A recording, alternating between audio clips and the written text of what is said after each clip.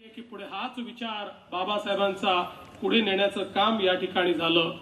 बाबासाहेबांचं मुंबईवर प्रेम होतं आणि मुंबईकरांचं बाबासाहेबांवर विशेष प्रेम होतं। मॅट्रिक झाल्यानंतरचा त्यांचा पहिला सत्कार हा मुंबईमध्ये झाला। प्रांतिक विधानमंडळाचे सदस्य झाले, त्यांचा सत्कार मुंबईच्या दामोदर हॉलमध्ये झाला। गोलमेज परिषदेला गेले आणि तिथनं परत आले तेव्हा त्यांचा सत्कार मुंबईच्या बेलाड पियरवर झाला। त्याचप्रमाणे त्यांच्या वयाला 50 वर्ष पूर्ण झाले त्यानंतरची प्रचंड अभिवादन सभा ही गिरगाव चौपाटीवर झाली।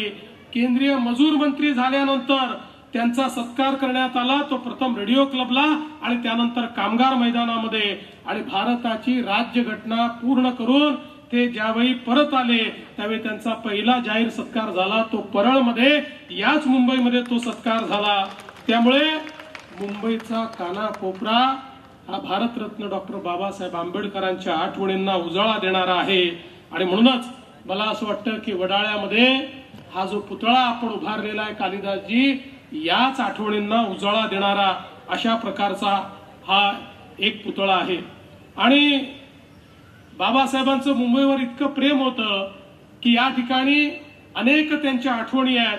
काही गोष्टी आपण ज्याचा उल्लेख करत नाही, पण एल्फिस्टन कॉलेज जवळचं वे साइड इन आणि हुतात्मा चौकाजवळचं कोंबा आणि मरोसा अशा प्रकारची उपाहारगृह होती जी त्यांची आवडती उपाहारगृह होती आणि त्या ठिकाणी बाबासाहेब गेलेले आपल्याला पाहायला मिळतात।